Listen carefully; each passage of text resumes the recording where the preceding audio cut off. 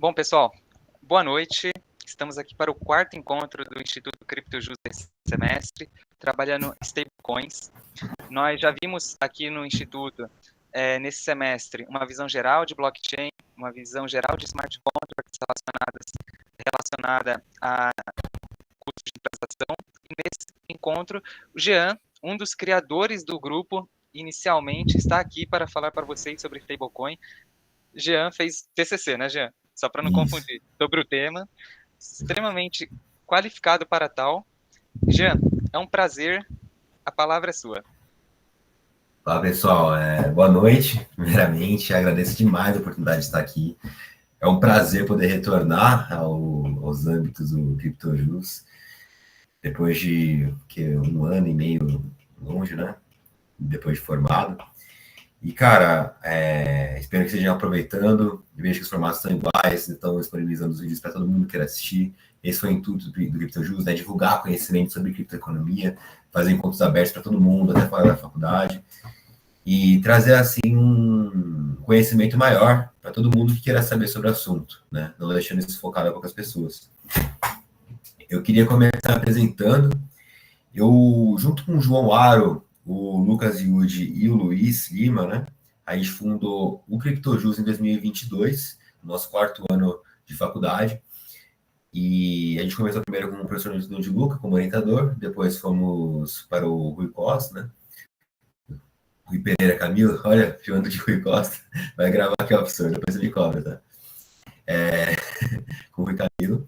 E o Rui sempre foi um parceiraço nosso, né? A gente foi para ele depois que o professor Hilton se aposentou, né? Também outro grande parceiro.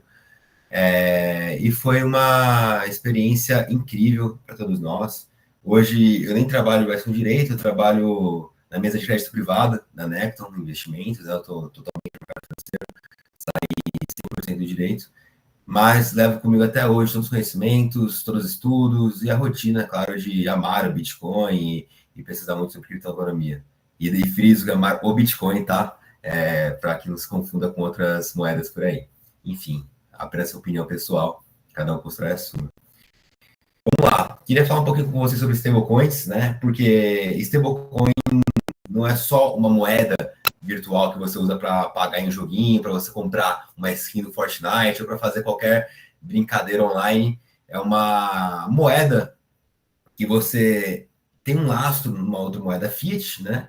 Moeda fiat cujo significado, vulgarmente falando, só para simplificar e não ficar entrando nesses meandros que estão anexos ao tema principal, são as moedas emitidas pelo governo, né?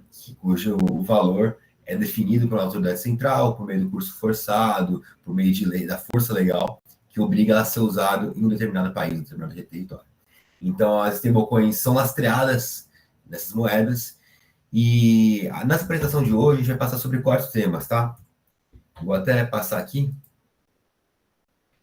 4 temas principais. O primeiro é a evolução da moeda. Então, a gente vai começar falando desde o início, de como surgiram as moedas, até chegar realmente na criptoeconomia, nas stablecoins. Aí a gente vai falar da disrupção cripto, o que a criptoeconomia causou para a sociedade, o que ela trouxe de diferente, né? Como que ela surgiu, qual foi o contexto do surgimento. Depois, a gente vai passar pelas crises da criptoeconomia, né? Porque a gente tem que falar aqui muito dos problemas, né? Das questões que estão anexas ao mercado cripto, que não são questões simples, tá? É um mercado totalmente desregulado, mesmo se tente regular, ainda assim é muito difícil pela pseudonimidade, por você ter uma descentralização muito grande de número de protocolos e dentro dos protocolos mesmo. E, por fim, vamos falar sobre a regulação financeira atual. Eu abordo aqui 4 países, né? 4 regiões, melhor dizendo, né? Então, Brasil, Estados Unidos, União Europeia e Reino Unido, que são regiões muito avançadas em termos de criptoeconomia. Acabei optando por desses 4, né, para o meu TCC, porque os outros 6 são países mais centrais de economia, enquanto o Brasil é o nosso lar e não tem como ficar sem falar dele nesse caso. Então, vou começar aqui a apresentação. Como que aconteciam as primeiras trocas da humanidade, né? Isso aí vocês têm bastante noção, vou passar bem rápido. Tudo era por meio de escambo, então era uma troca entre produtos. a gente tinha pessoas trocando gado por outros produtos que ali era mais conveniente, a troca de conchas, né, que eram muito utilizadas, outras ilhas usavam até pedras, né, como meio de troca, mas a gente vê que com o passar dos anos foi evoluindo a questão do meio de troca para sempre ser um material que fosse mais conveniente. E o que eu quero falar com conveniência? Seria um material que menos causa dor de cabeça. Se a gente for para pensar, um gado, né, um boi, ele morre. Ele tem doença, a pata pode quebrar. Então ele é totalmente inconveniente para se ter uma moeda. Agora, e o metal? Né? Quando chega na era do ferro, na era do bronze, começa a se desenvolver mais essa questão metalúrgica da humanidade, você tem o surgimento de algo que é inovador, né? Porque as moedas, né, que são feitas com meio de metal, além de serem duráveis, portáteis, né, divisíveis, você pode deter, criar mais, você consegue fazer uma manipulação melhor que não altere a qualidade dela com o tempo, né, pela propriedade dos metais mesmo, também é escasso, né? Também é facilmente reconhecível com a cunhagem, você sabe de que país está tratando, e a armazenabilidade dela é muito melhor do que de uma vaca, né? Você consegue guardar muito melhor uma moeda do que o boi, ou mesmo do que conchas, que está no exemplo da imagem aqui, que podem se quebrar facilmente. Fora que elas conseguem armazenar 3 características fundamentais, né? O metal consegue armazenar, que é seu meio de troca, unidade de conta e reserva de valor. Meio de troca, porque é o denominador comum, né, dessa equação. Você consegue fazer troca de produto por outro usando o metal, né? O metal, a moeda, fica como aquilo que sempre vai ser o mais líquido, né? O meio mais líquido possível para você trocar por qualquer outra coisa. Unidade de conta, porque determinado país, determinado território, sempre vai usar aquela mesma moeda, né? Tem essa convergência de símbolos e signos para você usar sempre a mesma moeda, acaba sendo um facilitador do dia a dia. E reserva de valor, porque quando você for acumular uma reserva no bem material, é muito mais conveniente que você acumule em moedas, né? No dinheiro em si. Dadas todas as outras propriedades também. Então, a reserva de valor é uma correlata. Muitos autores falam até que o único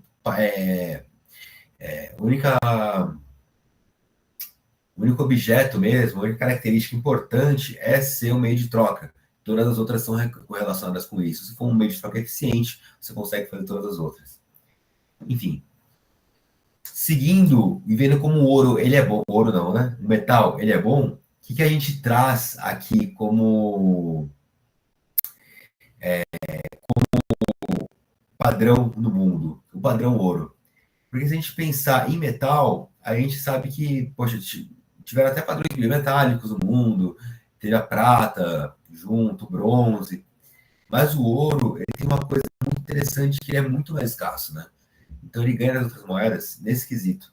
Por ser mais escasso, né, e aí a gente vê até a questão do Bitcoin, né, do stock to flow, quanto mais escasso um produto, maior a demanda vai aumentando com o passar do tempo, né? E isso propicia também que você não inflija na disponibilidade dele para fazer dinheiro barato. Então, o que a gente tem? A gente tem que os países começam, no século XIX, a adotar em massa o ouro como padrão monetário. E aí a gente tem o início do Classical Gold Standard. O que foi esse período? Esse período do padrão ouro foi onde dezenas de países começaram a adotar, e aí tem uma regra, né, que aconteceu até lá o começo da Primeira Guerra Mundial, que foi o seguinte: para você estar caracterizado nesse rol de países que estavam adotando o padrão ouro, você deveria definir o preço do ouro em termos de sua moeda corrente e manter esse preço fixado. Até uma coisa que o grande mestre Hayek falou a respeito dessa questão do padrão ouro, de como ele elogiou isso, é que você mantendo um preço fixo, uma conversão fixa entre o seu dinheiro corrente e o ouro, você evita que os governos comecem a imprimir, comecem a emitir mais dinheiro e, com isso, maculem o poder de compra, né? Causem inflação. O ouro, ele é super eficiente eficiente em você ter uma arma contra-inflacionária, né? E você vê até, eu coloquei aqui alguns dados, isso tudo eu posso mandar as fontes para vocês depois, né? Também se quiserem ter acesso ao meu TCC, eu consigo mandar, que tem todas as fontes lá. Mas a inflação dos Estados Unidos entre 1870 e 1914 foi de menos 60%. Hoje em dia a gente não consegue imaginar uma inflação zerada, quanto menos negativa, né? No padrão atual, com um câmbio flutuante. Então, ele se mostrou muito eficiente na conservação de valor. O Carnegie Act foi a primeira lei que colocou uma conversão entre dólar e ouro, colocando o padrão de 20 dólares e 67 centavos. E aí, depois desse período, com a Guerra Mundial, e você pode ver que guerra é igual o Hofbert fala, nada mais eficiente do que aumentar o poder estatal do que uma guerra. Porque a guerra, ela faz com que o país comece a gastar dinheiro e mais dinheiro atrás de um objetivo que não tem um limite específico. Você tem que ganhar. Então, não tem um ano para você parar, não tem limite de gastos, você só vai gastando dinheiro nisso. Então, isso fez com que o padrão ouro fosse muito maculado. E aí começou -se a decair muito o número de países que estavam no padrão ouro, e surgiu, assim, o Gold Exchange Standard, né? Com o fim do Classical Gold Standard. E esse período foi bem diferente do outro, porque no outro você tinha que ter uma conversão específica, né? Entre uma quantidade de ouro e uma correspondência à sua moeda corrente. Aqui, se você adotar o dólar, por exemplo, que tem uma reserva de ouro, você já está dentro de um padrão ouro, mesmo que indireto, sabe? Por isso que a gente vê até uma subida dele até 1931, que os países começam a adotar com muita frequência. Mas, depois disso, com a Segunda Guerra Mundial, né, o período entre guerras, também diminuiu-se essa adoção, principalmente para a necessidade de imprimir mais dinheiro, de ter mais gastos e tal, enfim. E aí a gente vê que tem-se uma queda nos participantes e também, depois da Primeira Guerra, com Bretton Woods, começa um outro período, né? Então, são 3 períodos. O período clássico, que os países estavam diretamente, o Gold Exchange, né? Que você tinha uma adoção direta e indireta, e agora no Bretton Woods, que a moeda de comercialização internacional é o dólar, e o dólar tem o PEG em ouro. E aí já vê que teve o começo certinho, o intermediário, e depois que tudo que foi para o PEG indireto, né, no ouro. A gente vê que o Bretton Woods ele durou até lá para 1971, né, um mês específico eu não lembro aqui para informar, mas uma coisa muito interessante é que o Bretton Woods, né, caindo lá por conta da guerra do Vietnã também, que o Nixon tirou ele findando-se, acabou causando muita inflação nos Estados Unidos, né? A gente foi de 5,84%, né, antes do Bretton Woods, para depois 13,55%, 10%, 11%. Então, foi bem descontrolado depois do fim dele, né? Aí a gente vê que a moeda começa, a inflação, a ser aquele imposto silencioso que falam, né, que vai corroendo o seu poder de compra, corroendo o seu patrimônio, enquanto você não enxerga nada. Enfim, o que isso causou na população, né? Causou muita desconfiança com a moeda fiat, né, com a moeda estatal. Porque como pode você acumular dinheiro e só de você ter o dinheiro, ele perdeu o valor? Isso fez com que muitas pessoas ficassem revoltadas e começassem o movimento criptoanarquista. Qual que é o principal motivo do movimento criptoanarquista, né? Primeiramente, era a privacidade, porque era uma coisa que era até se pensar nos padrões do mercado financeiro antigo, não era tão presente, né? Não tinha lei de privacidade como se tem hoje, né? Claro que hoje tem contrapesos como perda do sigilo bancário, enfim. Mas eles queriam total privacidade para as transações, para a divulgação de dados, e era meio que uma coisa irrestrita, assim. Era anarquia mesmo que eles queriam, em termos criptográficos, de fazer protocolos que você possa realizar troca de informações, de valores sem você ser afetado por esses reguladores centrais. Começou-se assim os smart contracts a explodirem em termos conceituais, é claro, porque o Nick Szabo começou com a ideia dos smart contracts antes dos anos 2000, né?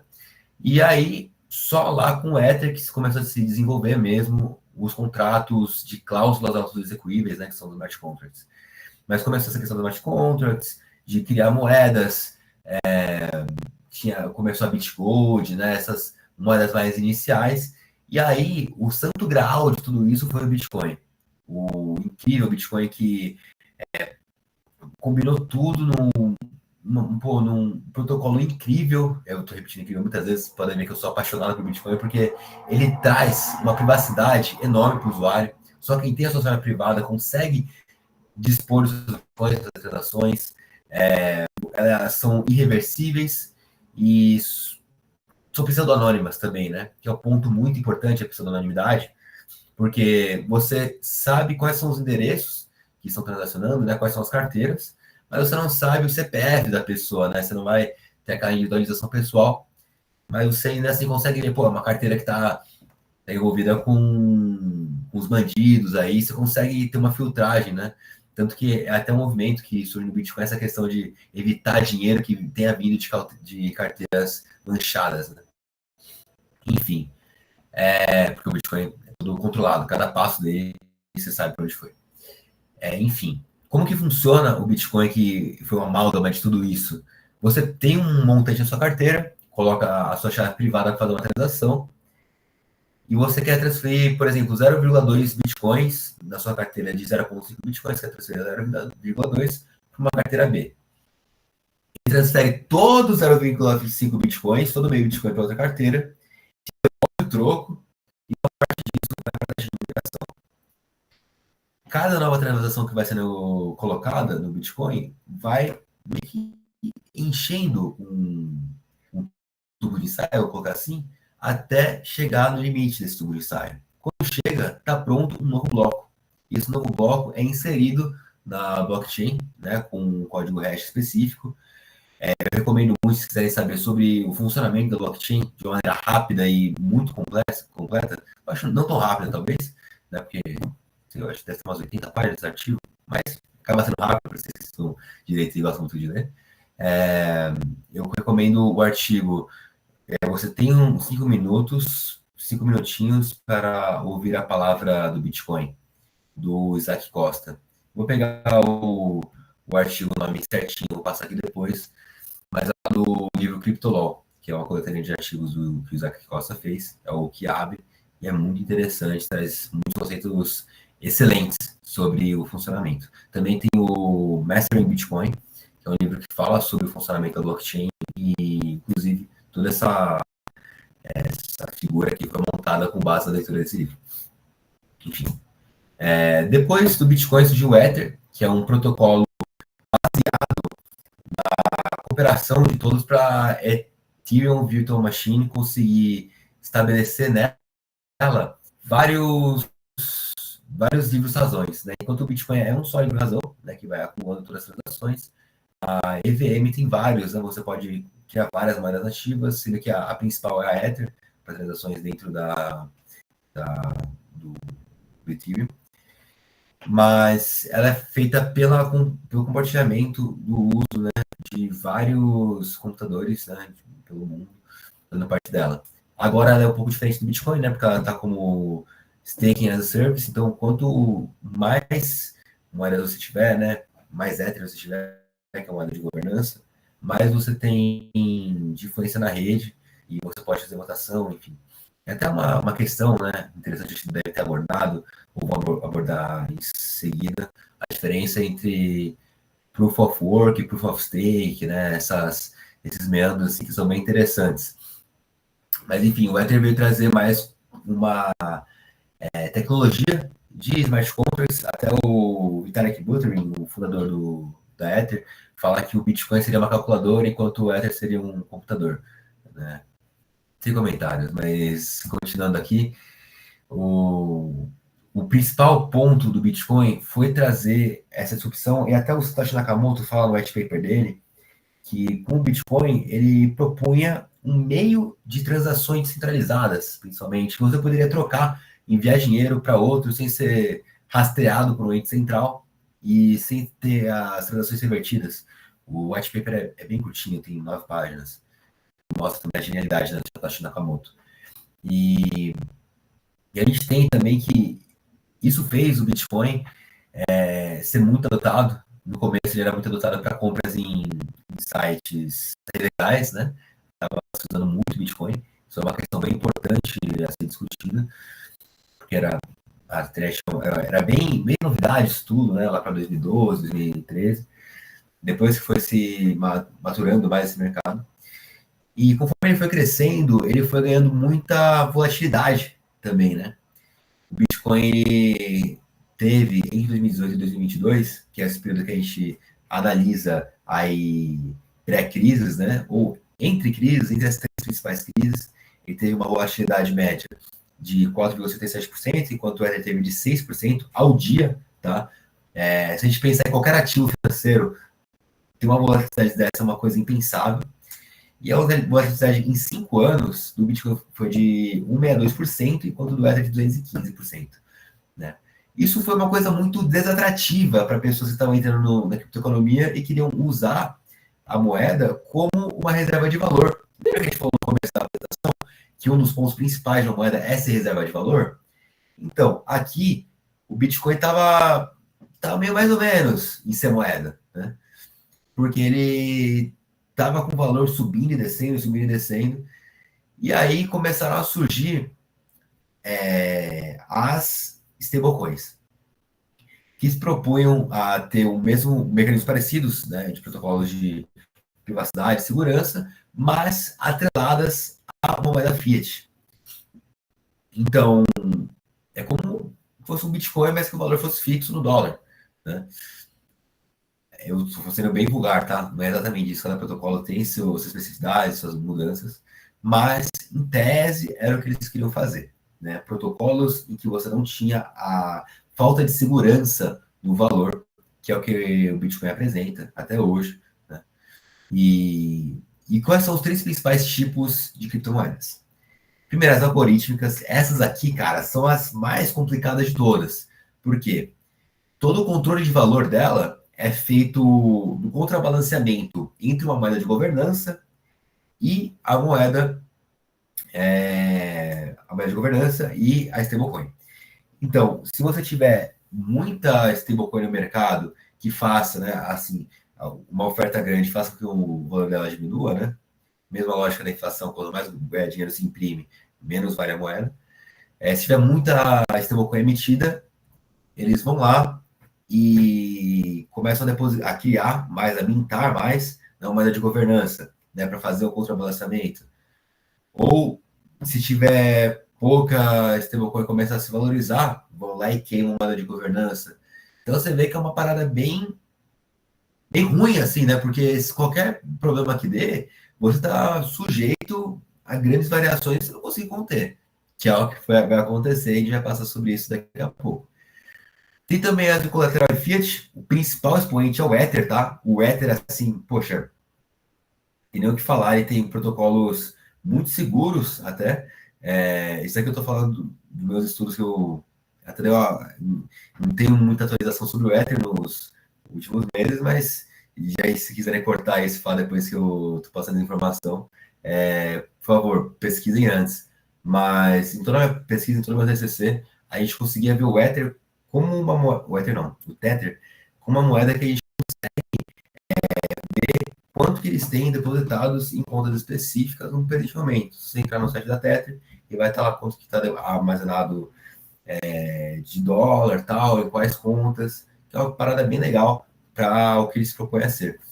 E por fim, colateral em cripto, que um grande exemplo disso é a DAI. Né? A DAI é uma moeda que você tem que depositar uma certa quantidade de Ether e você vai receber menos do que você depositou em DAI. É uma overcollateral, que eles falam, né? Porque aí você vai deixar mais em cripto para caso de algum problema, eles precisam queimar sem afetar o valor da moeda. E aí a gente tem a primeira crise. A primeira crise, eu acho que nem vale a pena me estender muito. Ela foi lá em 2018, né? Melhor dizendo, entre o mês de fevereiro e eu acho mais para fevereiro, né, para ser mais específico, de 2018. Deixa eu ver. Opa, tô falando 18, né? De 14. Entre o começo de fevereiro e o fim de fevereiro, que deu essa estourada, 2014, e aconteceu justamente pelo problema da Mt. Gox, né? Que foi a primeira grande corretora de criptoativos e dominava praticamente todo o mercado de criptomoedas. Se vocês observarem nesse gráfico, vocês veem que em 2014 a concentração do mercado cripto era só Bitcoin, né? E quase todos os bitcoins comercializados em meios centralizados estavam na Mt. Gox, que é outra coisa que você tem que pensar. Há um problema em investir contra corretoras centralizadas, porque é aquela velha frase: not your keys, not your coins. Se você não tem a posse da sua chave privada, se outra pessoa tem acesso, cara, esquece. Aquilo lá pode ser hackeado, aquilo lá pode virar poeira. E, além disso, quanto mais você concentra em corretoras privadas, se você não tem uma.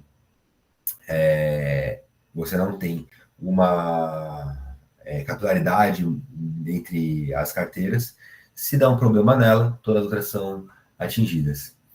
E aí, como foi hackeada a MTGOX, todo mundo começou a sacar dinheiro e ela declarou falência em 2015. Isso fez com que o preço despencasse, né? Quem ainda não tivesse dinheiro nessa época para comprar, porque estava em promoção. E aí, o que a gente tem depois de 2014? E aí que foi minha confusão com 2018, que foi a segunda crise, né? Essa segunda crise de 2018 foi bem diferente da primeira, porque justamente com o início do mundo DeFi, né, que foi bem marcado, né, com as stablecoins, elas deram bem início ao DeFi, porque o que são as finanças descentralizadas? São o estabelecimento de bancos, mesmo de instituições financeiras, só que de forma descentralizada, ou seja, sem qualquer amarre, sem qualquer necessidade de divulgação de balanço patrimonial, de segregação patrimonial. É o velho oeste do mundo financeiro, em que você pega dinheiro emprestado, criptomoedas, dá dinheiro emprestado, sem qualquer controle, sem qualquer fiscalização, deixando o mercado regular. E isso fez com que essa autorregulação do mercado, né, teve o primeiro choque em 2018, com essa crise em que você começou a ter muito ICO, né, muita moeda nova, então estava naquela euforia, pô, vamos lá, finanças centralizadas, vamos começar a emitir moeda, investe aqui, investe ali, não sei o quê, e você vê que de março de 2017 para janeiro de 2018, a gente foi de 5 milhões investidos para 2,5 bi, né? Foi uma bolha gigante que começou a se formar, de muita gente emitindo moeda. Eu acho que, até se vocês se lembrarem dessa época, vocês vão se recordar de algum amigo que falou que estava com uma criptomoeda nova e que estava pagando muito. É o tigrinho da época, né? Começava a se investir em criptomoeda, achava que ia ter um retorno excelente, e você fez com que o Bitcoin crescesse junto, né? Porque o Bitcoin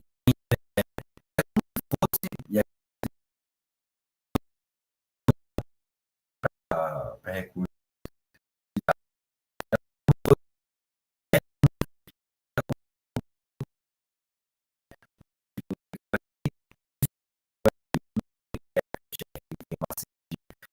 específicos, não sobe se o Bitcoin estiver subindo. Quis dizer isso. E aí, esse monte de SEO rolando, que as pessoas começaram a ver que as moedas não eram tão interessantes assim, não tinham uma utilidade prática, junto a rumores negativos sobre o Tether não ter o lastro, porque o Tether só foi ter lastro mesmo assim, divulgado recentemente. Em 2018 não tinha isso, né? Teve uma recusa também da SEC, que é a, entre aspas de novo, né? A CVM americana, né? Recusa dela de fazer o ETF em Bitcoin, e também começou a crescer a Fed Fund Rate na época, né? Foi um aumento de 0,65 para 1,91, perto da nossa Selic atual, né? É balela, mas como foi um aumento percentual bem grande, também afetou o mundo cripto, que como é muito volátil, para as pessoas investirem, tem que ser alguma coisa que vale a pena, né? Tem que ser uma taxa de juros baixa. Se a taxa de juros começa a subir, não fica tão interessante, né? Mesmo que ainda não seja algo exorbitante. Então teve essa crise justamente sendo marcada como a crise dos ICOs. E se você pesquisar em várias plataformas, né? Inclusive eu escrevi um texto, um artigo sobre essa próxima crise. Eles falam que a grande diferença entre a Terra USD, né? A crise da Terra USD com a crise de 2018 foi a questão propriamente dita dos ICOs, né? E do mundo DeFi, de como ele estava estruturado. Lá era o começo de tudo. Teve uma leve quebra, teve um sinal falando, olha, isso aqui não vai dar certo. E aí, em 2021, provou-se que o mundo DeFi ele é bem frágil, né? Bem frágil mesmo. E como que a gente entra nessa crise? Essa crise é bem importante, eu vou passar por ela rapidamente, né? Tem outros artigos, caso vocês queiram se aprofundar. Eu quero focar bastante aqui na parte das stablecoins, das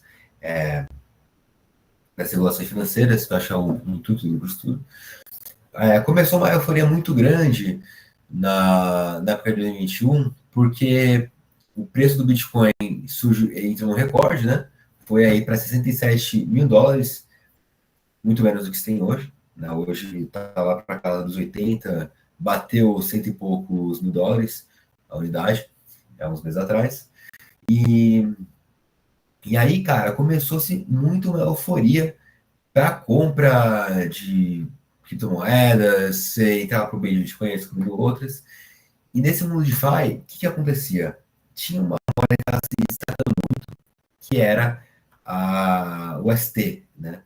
Essa UST era a stablecoin da Terra Luna, que eu comecei citando como o maior exemplo de stablecoin algoritmo. E ela tinha estrutura bem assim. Você tinha o token Luna como o token de governança e o UST como o stablecoin. Então, se o UST estivesse desvalorizando, eles iam lá, faziam uma mintagem absurda da Luna para contrabalancear e aí valorizava mais. Então ficava sempre nessa pool aí de um sobe, outro diminui para compensar. E o que acontece? Teve um em que na Tree Curve Pool, que era uma pool formada, que era só pool tá, do ST, formada por 50% de UST e 50% de uma cesta que abarcava três stablecoins diferentes, que é o SDC, o SDT, né, que é o Tether, e a DAI, né? Então era uma 50% do UST, 50% da cesta das três. Eles falaram assim, a gente vai fazer um movimento, vai tirar dessa triple e colocar em outra.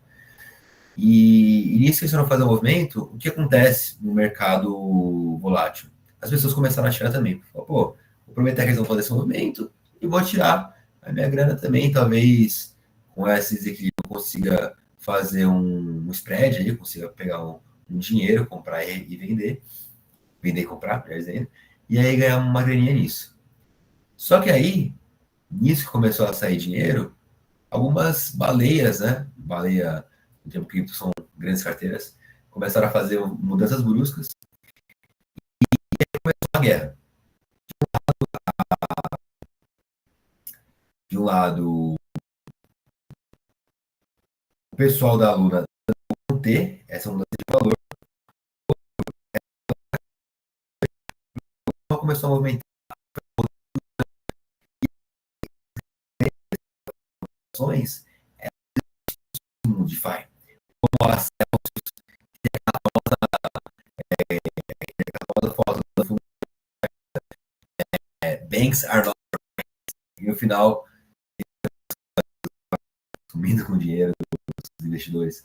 A Three Arrow Capital era um fundo que tinha 10 bi de ativos em criptomoedas. A Void Digital também começaram a fazer saques aí com medo de perder dinheiro nisso.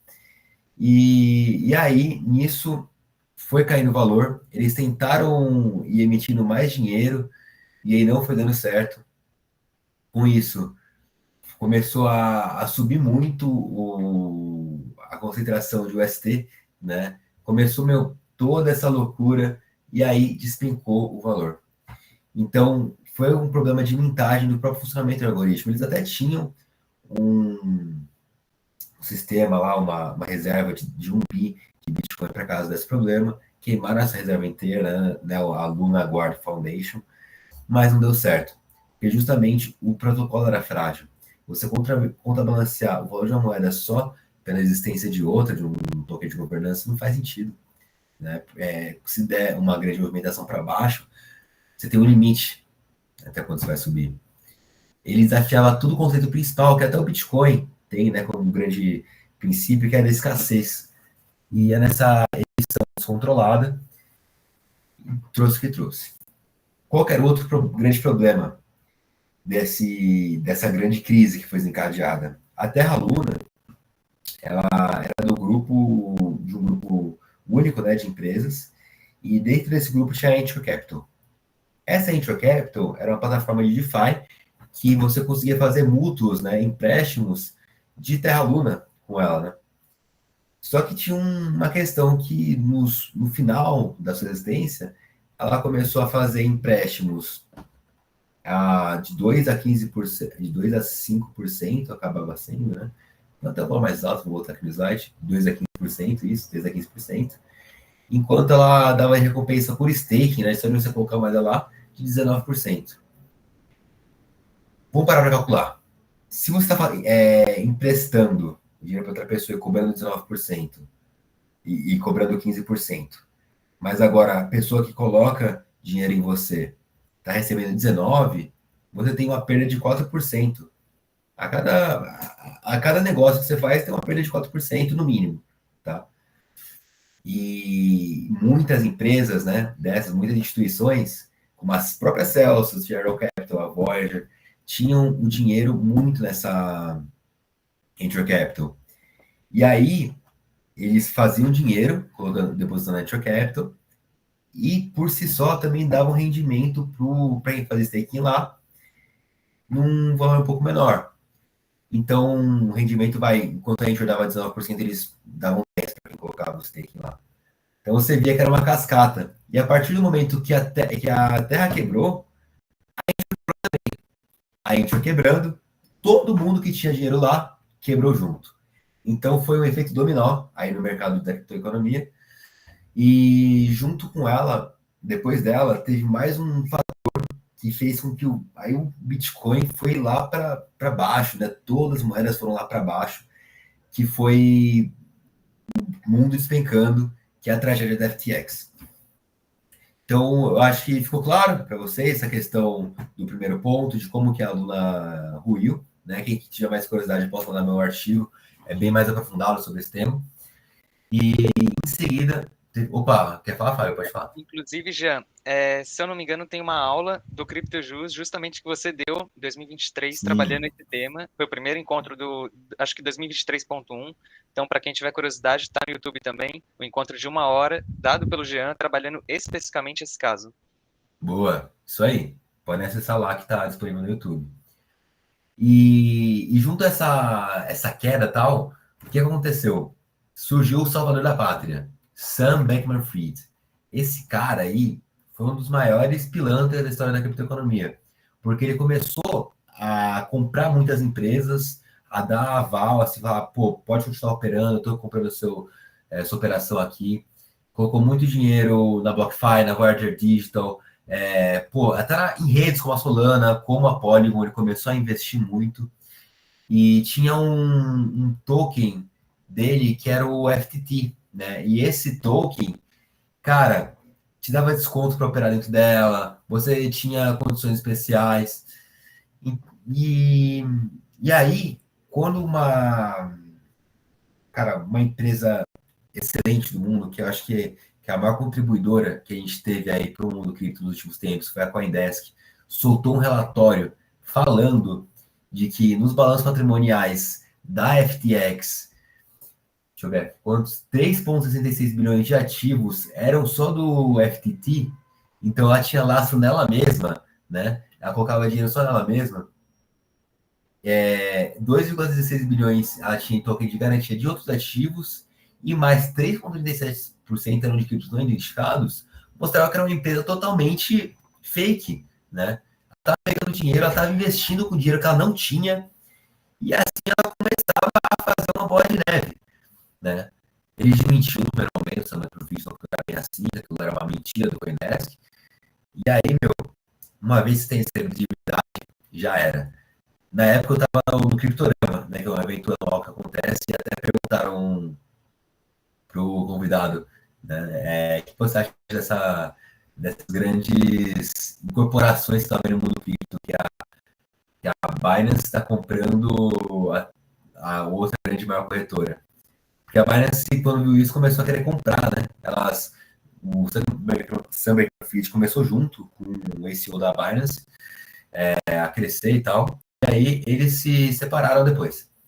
Mas tinha um monte de dinheiro da Binance em FTT, eles liquidaram tudo, né?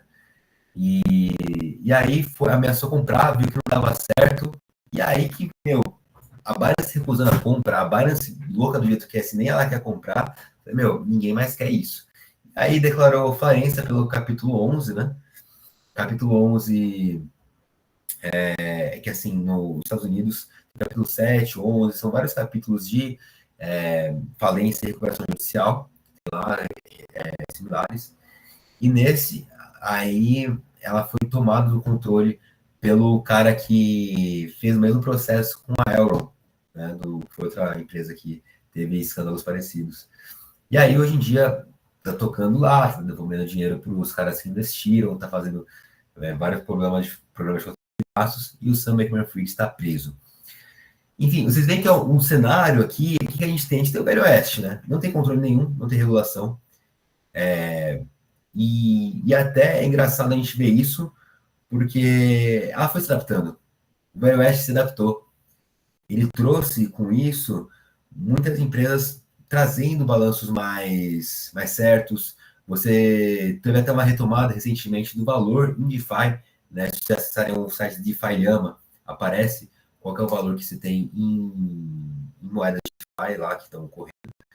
E isso mostra que houve sim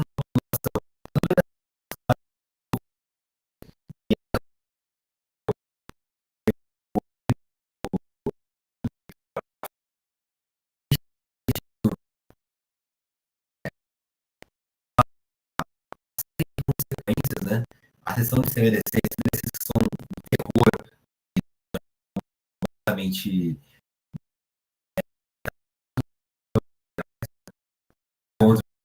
coisa a ser. Em criptomoedas, como o Silicon Valley Bank, foi a instituição com essa queda de valor. Teve uma diminuição das criptomoedas no mundo inteiro, isso daí até estavam tendo avanços, né? O banco estava aplicando direcionamentos permitindo que você conseguisse colocar o dinheiro de instituições financeiras em bancos, mas isso depois teve um setback, né? E também diminuiu muito o valor em DeFi. O índice de adoção de criptomoedas que a gente pode ver nesse relatório de Chainalysis, né? Um gráfico mais mas é porque realmente para construir um gráfico, mas dá para entender a ideia do valor drasticamente. E também a gente tem só uma redação do que aconteceu com o valor antes. Aí o que aconteceu?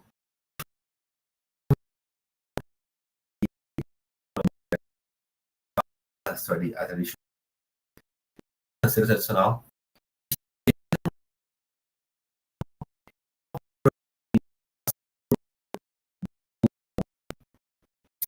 a taxa de juros, né, que o banco tem, todas as compulsórias, toda a taxa de desconto, que é a taxa que o banco empresta dinheiro para o Banco Central empresta dinheiro para outras instituições financeiras.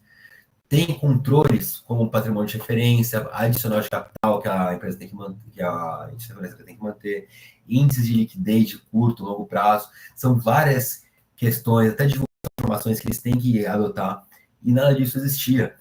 E aí, meu, começou o pessoal aí em cima da criptoeconomia falando assim, ó, vocês precisam se adequar. Não dá para vocês terem tanto dinheiro assim, movimentar às vezes trilhão de dólares, né?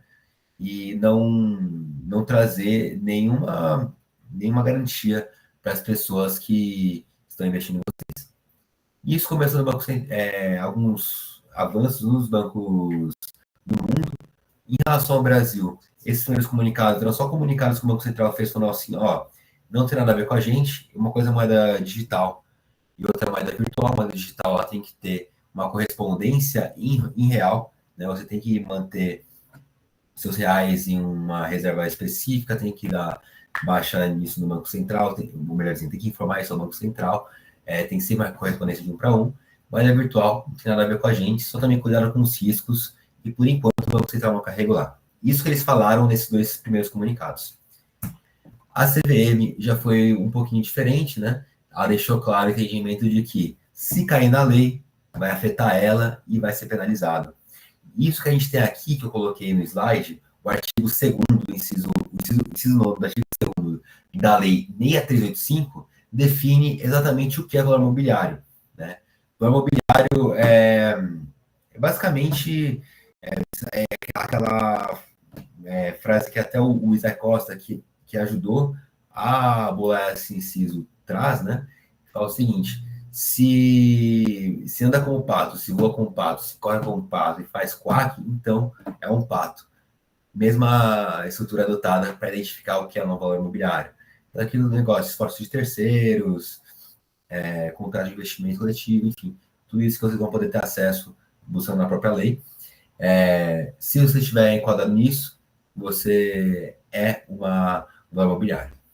Depois soltou ofícios falando que os fundos de investimento regulados pela CVM não podem investir em criptomoedas, estão proibidos. Enfatizou os gerais, tal, fez um documento da série alerta.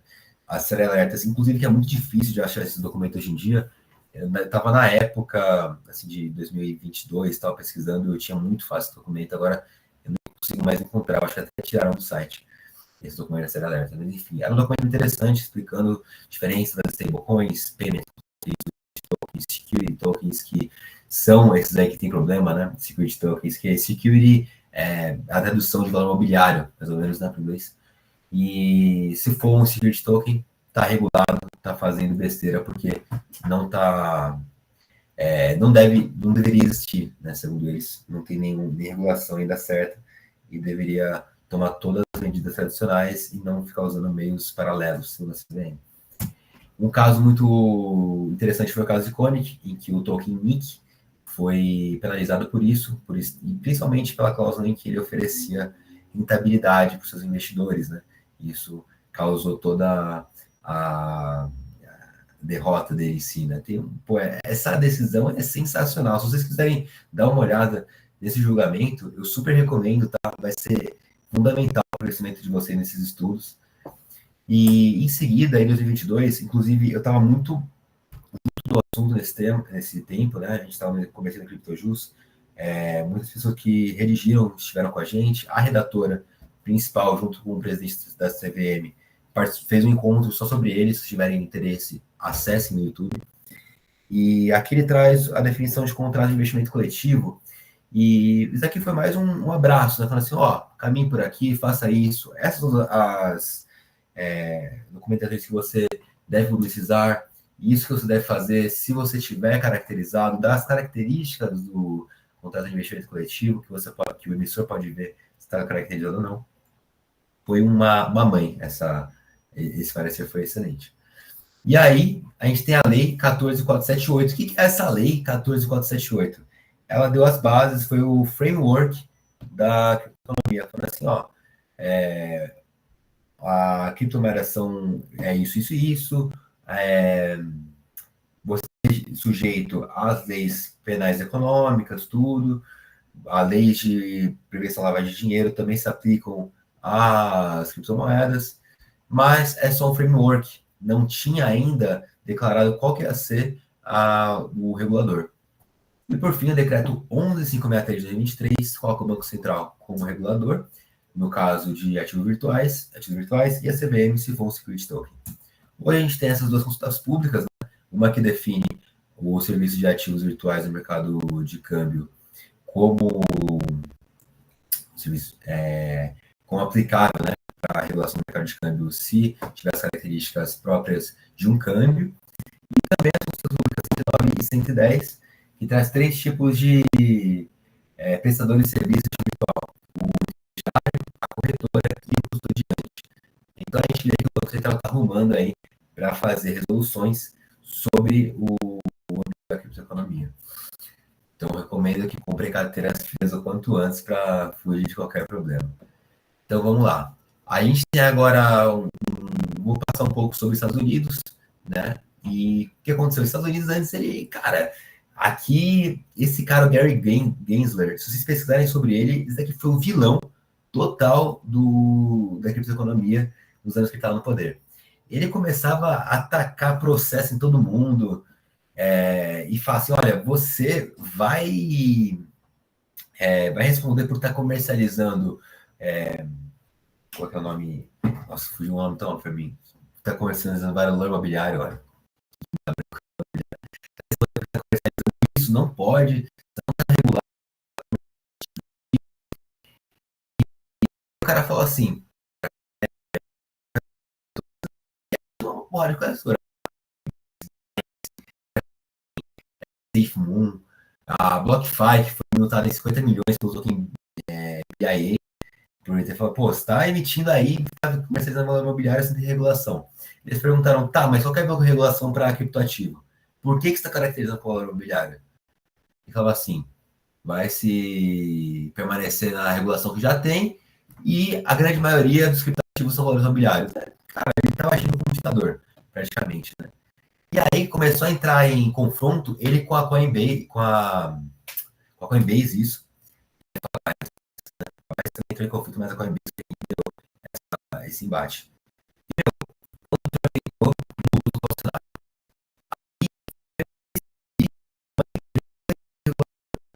Agora eles estão até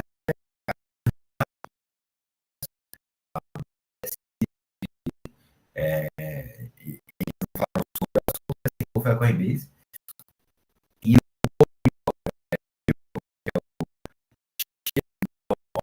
da Coinbase até ter regras claras sobre a regulação. Você tem que é uma luta até justa, né? Eles querem só regras claras para saber se estão fazendo coisas certas ou não, né?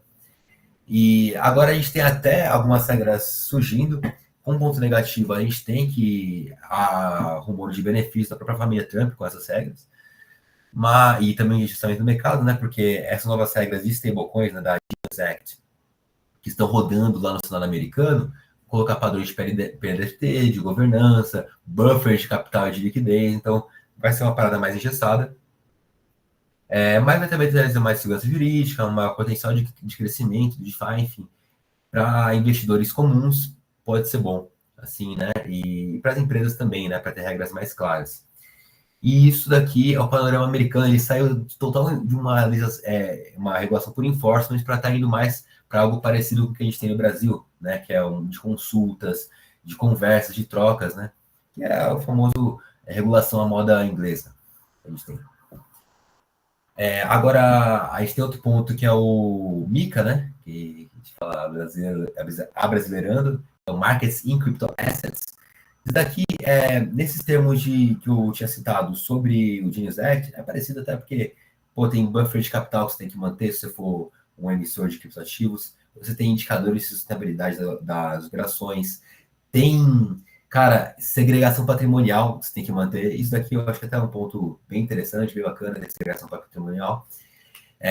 Responsabiliza os emissores por danos aos clientes, controle de PNDFT. Só que assim, fora isso, tem muitos pontos negativos, muitos pontos engessantes, que você só pode fazer transações, né, em uma criptomoeda relacionada em outra moeda fiat, caso ela não passe o equivalente a 200 milhões de euros. Então, meio que deixar o euro sempre na jogada com a principal stablecoin. As stablecoins na jogada tem que ser as lastradas em euro, né?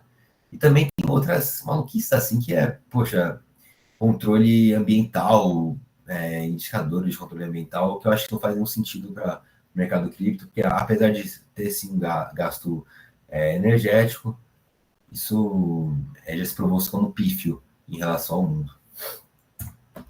Enfim, agora que a gente tem outro lugar que está se desenvolvendo muito nesse sentido é o Reino Unido, né? Agora eu estou já no nosso último ponto. O Reino Unido, ele começou com um discurso, né, lá pelos anos de 2022, falando que ele ia ser o hub de criptoativos e tal, e o Rich Sunak prometeu que faria muitas mudanças, ia adotar coisas diferentes, assim, para que todo mundo fosse investir lá. Só que acabou não rolando muito, ele saiu do cargo, né, o modelo parlamentar tem aquela troca sempre que se consegue maioria, e definiu-se lá, em 2023, o Financial Services and Markets Act. O que essa lei trouxe, né? Ela trouxe ao Tesouro do Reino Unido o poder para criar regras para o setor de cripto, né? E trazendo várias outras atividades como atividades reguladas. Então, ela meio que deu espaço para ela falando assim, ó, pode regular. É como se fosse o framework junto com a resolução que a gente teve do Banco Central, falando o que pode ser regulado e por quem, mas ainda não tem uma lei, né? E ele está lançando várias consultas públicas para trazer ambientes regulatórios, ou seja, está patinando ainda, né? O MiCA está muito na frente em termos de regulação nacional, mas esse é o cenário do Reino Unido. E agora, para a gente conseguir conversar um pouco mais, fazer perguntas e tal, o que eu queria trazer para você depois dessa apresentação demorada? É o seguinte, o cenário da criptoeconomia ainda é um cenário novo. É um mercado que é bebê. Está surgindo, está crescendo, está tomando tombo, né, mas está se desenvolvendo. Paralelamente, a regulação está avançando muito nos países e está encaçapando ele de uma maneira que pode até sufocar. Acontece que as stablecoins não têm se provado como seguras. Não se provaram como 100% ainda, né? Ainda tem muito a ser feito. E isso é um ponto importante para ser analisado. E não analisado, eu digo, em termo nacional, mas em termo pessoal mesmo. Será que vale a pena colocar dinheiro em uma stablecoin? Será que vale a pena a gente investir em algo que não se tem pela certeza e que já quebrou por alguma vez, já perdeu a função principal que era ter o PEG? Eu acho que essa reflexão que a gente tem, no final de tudo, stablecoin é um tema, em tese simples, né? É um tema que é apenas uma moeda em que você pode investir nela, mas que ela vai ter o valor fixo. Agora, quais são os dobramentos disso? Esse valor será fixo mesmo? Esse valor, que eu estou colocando nela aqui, eu vou comercializar, porque daqui a pouco o Banco Central vai adequar tudo que for relacionado a câmbio como regulado pelo mercado de câmbio. Então, eu não vou poder fazer isso tão livremente. Qual que é o pensamento final? A gente tem um instrumento seguro, tem um instrumento confiável, tem um instrumento mainstream, e essa opinião você tem que formar por conta própria.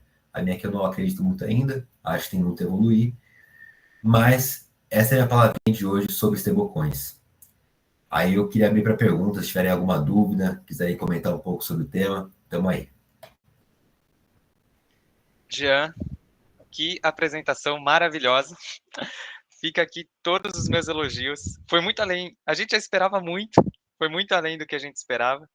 Pessoal, se alguém tiver dúvida, pode levantar a mão aí ou mandar no chat também. A gente pode repassar aqui para o Jean. Jean, eu queria te fazer uma pergunta, já tomando a frente. Você chegou a ver um novo projeto de lei aqui no Brasil para regulamentação de stablecoins? Foi proposto no final do ano passado, se eu não me engano. Na verdade, um anteprojeto, né? Teve uma discussão, acho que na Câmara dos Deputados, mês passado. Acho que até o professor Rui foi chamado, que ele comentou conosco, para fazer a apresentação do anteprojeto e para debater alguns pontos, passar os pontos positivos, quais são os pontos que eventualmente pode ter uma melhoria. Eu achei legal algumas coisas que você trouxe na questão de direito comparado, que dá para ver refletida no projeto de lei. Você chegou a dar uma olhada? Não, nesse outro projeto não. É bem Não recente. deu uma olhada. Inclusive, pessoal, para quem quiser, deixa eu pegar aqui. É o 4.308 de 24. Tem coisa de Opa, 3 vou levar. páginas. Assim, é uma regulamentação de fato para stablecoin. Não é, por exemplo, para criptativos no geral, Bitcoin. Não, é para stablecoin. E é legal que logo de cara eles já tiram as stablecoins lastreadas em questões algorítmicas. Eles não inserem, eles falam assim, ó, stablecoin é isso. Dentre isso, não está questões algorítmicas. Razões óbvias, Legal. como apresentado, né? Sim. Ainda mais no Brasil, é melhor não arriscar de Opa, forma alguma. com certeza. Eles trazem a ideia também de segregação patrimonial no artigo 5º. Eu anotei aqui porque eu achei muito legal que Boa. eu vi a apresentação antes, tá, pessoal? Então eu dei uma olhada nos slides e falei, isso aqui dá para ver no PL, inclusive. Segregação Boa. patrimonial. Eu acho legal a ideia, como você comentou, justamente para ter. Eu penso muito numa exchange, ainda que não seja igual, de ter uma segregação patrimonial, porque pelo menos se for hackeado, o hackeio da exchange, né, praticamente, não da pessoa, me deixa um pouco mais feliz se tiver segregação patrimonial para Sim. investir. Ainda que se eu fosse investir, pelo menos em Bitcoin, seria não através de uma exchange, não colocaria meus Bitcoins lá. Boa. Eles trazem uma outra ainda que não é uma fiscalização supranacional, igual acontece no MiCA, porque, obviamente, a gente não está na União Europeia, eles Sim. trazem que as entidades, se eu não me engano, eles usam entidades, o termo, alguma coisa relacionada a stablecoins, serão fiscalizados por auditores independentes cadastrados na CVM. Então, será feita a fiscalização. E aí era um ponto que eu nem tinha tocado antes, eu nem tinha percebido, e você trouxe, que foi muito legal, que os balanços patrimoniais têm que ser apresentados. Então, as entidades de stablecoins vão trabalhar muito com relatórios sendo emitidos, acho que é mensal e tem os relatórios mais detalhados, trimestrais. Então, é uma proposta que eu achei interessante assim para o tema, Legal. só que é aquela minha preocupação, né? E aí, quão a regulação pode avançar sem injeção ao mercado? E Sim. quanto que o mercado de stablecoin, que é, ao meu ver, mais perigoso, bem mais perigoso que o do Bitcoin, por exemplo, Sim. consegue avançar sem ter uma regulamentação? Como você vê esse cenário, Jean? A regulamentação tem que avançar mesmo nesse sentido? Ou como os próprios usuários têm que conter de alguma forma? Cara, eu tenho uma visão de que assim, não dá para controlar o mercado cripto. Assim, pensando em termos práticos, não dá para controlar. Você pode controlar o que está na superfície, né? Você pode controlar as corretoras, a quem dá a cara a tapa você controla. Mas agora, quem usa uma VPN, já era. Está usando uma VPN, está depositando dinheiro, dando transação, já era. A única coisa que você controla é a entrada e a saída de dinheiro, né? Que aí o cara pode sair do TradFi, sacar o dinheiro e colocar lá dentro, e aí você consegue pegar alguma coisa ou outra. Mas mesmo assim é difícil. Então, eu acho, de opinião própria, que qualquer coisa que seja feita no mercado tem que levar isso em consideração. Se você não tiver uma lei, não tiver regulação que deixe o mercado também respirar um pouco, vai acontecer que tudo vai ficar como no mercado negro. E aí vai começar a crescer muito. Nisso que está no mercado negro, e que a adoção é totalmente clandestina, você tem aquilo que a gente tinha antes no mercado cripto, né? Antes dele ficar de uso para fins ilícitos. Porque aí você não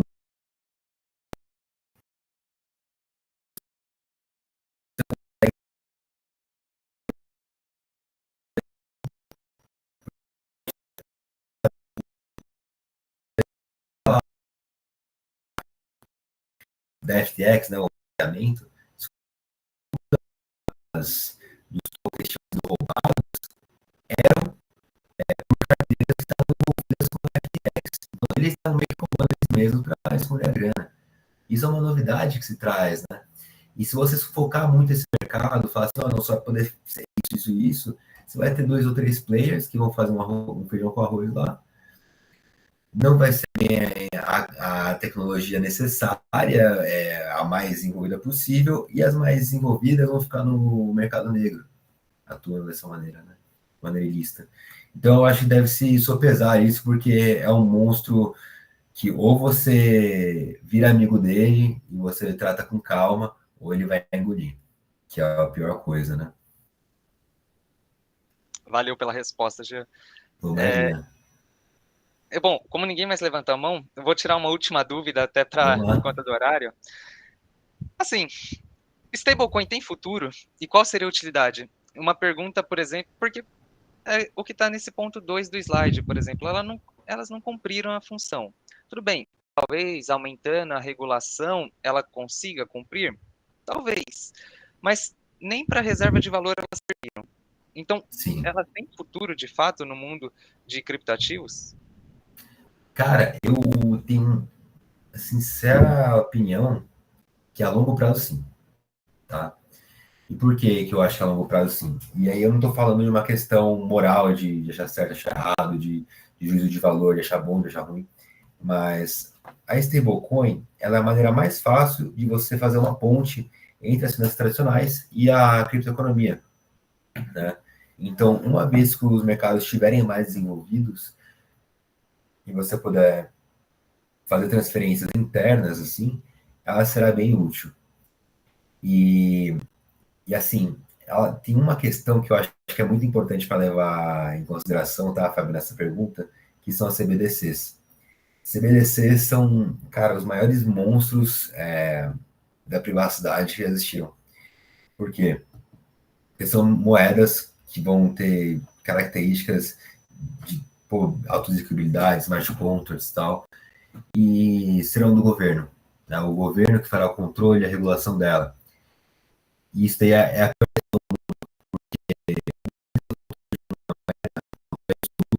ele escolher quem vai receber o seu dinheiro ou quem não vai. Ele pode te colocar como um pária da sociedade, simplesmente. E isso pode ser o que vai matar, talvez, as stablecoins no futuro. Porque se o governo se acabar indo para o caminho em que a em que as CBDCs sejam o único meio viável, tudo que você tentar transferir para uma stablecoin pode ser pego, assim, você vai simplesmente ser proibido de colocar dinheiro numa stablecoin. Imagina. Então, isso aí vai ser o fim, né? Vai ser talvez a morte do mundo DeFi. É claro que é uma visão um pouco apocalíptica, né? Mas é só uma consideração, porque assim, se continuar num cenário menos alarmista, menos pessimista, eu acho que tem muito futuro em questão, por questão de ser a ponte, né? Você conseguir colocar, deixar valores por lá de uma maneira um pouco mais facilitada, você às vezes consegue fazer transações internas sem precisar converter para fiat em espécies, mas é só no futuro, né? Quando tiver mais confiabilidade nos protocolos que a gente não tem plenamente ainda. Perfeito, Jean. Esclareceu minha mente, porque eu não estava vendo nenhuma vantagem, inclusive. Mas faz total sentido o que foi falado. Bom, acho que tivemos 35 pessoas, 37 no momento máximo aqui do nosso encontro. Legal. Jean, acho que a gente pode encerrar. Se você Vamos quiser lá. falar alguma frase motivacional aí para o pessoal, Vamos lá. as últimas palavras. Vou deixar. Cara, primeiro o que eu queria falar é sobre o CryptoJus. Aproveita essa oportunidade, tá? Eu tenho certeza que o Fábio está fazendo um trabalho super legal aí com os demais diretores e o professor Rui também está super ajudando. Então, aproveitem mesmo, tirem dúvidas com as pessoas que vocês verem encontro e causarem dúvidas em vocês. Então, é uma oportunidade muito boa de vocês fazerem networks. Cara, muita oportunidade de estágio pode aparecer aqui. Inclusive, eu estou procurando estágio, mas isso daí é uma outra questão. Procurando estagiário, no caso, para mim. E estejam sempre abertos, assim, a novos conhecimentos. Saibam que a faculdade de Direito é uma coisa muito que dá muitas oportunidades e eu tem muita gente, você vai se desenvolver muito. Então, entrem em extensões mesmo, em grupos de estudo, façam o máximo que vocês puderem, se joguem, arrisquem mesmo, façam 3, 4 extensões, mas façam de verdade, se dedicando, porque aí vocês vão ter bastante recompensa, tá? Recomendo muito. E eu acho que é isso, como frase motivacional. De Memento Mori, né? Lembre-se da morte, a vida é curta, a vida é passageira. E Carpe Diem também, aproveitem o dia. E aproveitem não só a de Sborn, mas se dedicar mesmo, de fazer coisas no futuro que vocês quando forem adultos, não vão se decepcionar. E um abraço aí pro McLove, que mandou um abraço pra mim. E pro Luizão aí, ó, outro fundador que está na aula. Abre o microfone aí, Luiz. Dá um salve pra gente. Oi, pessoal, tudo bem? Prazer falar com vocês aí, mas eu fico muito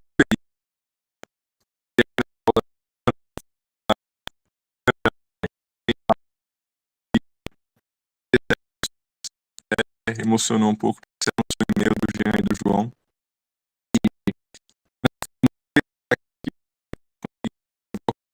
A gente continue crescendo cada vez mais e consiga levar conhecimento para a faculdade e para fora dela. É que aqui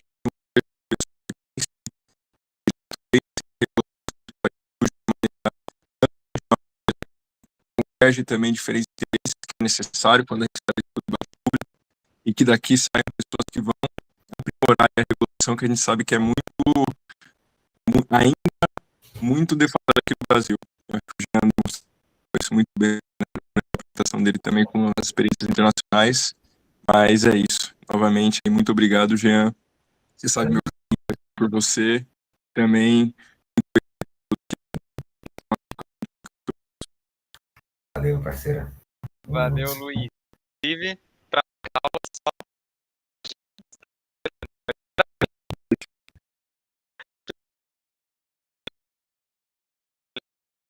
Jean, se tu quiser, para entrar nas aulas, para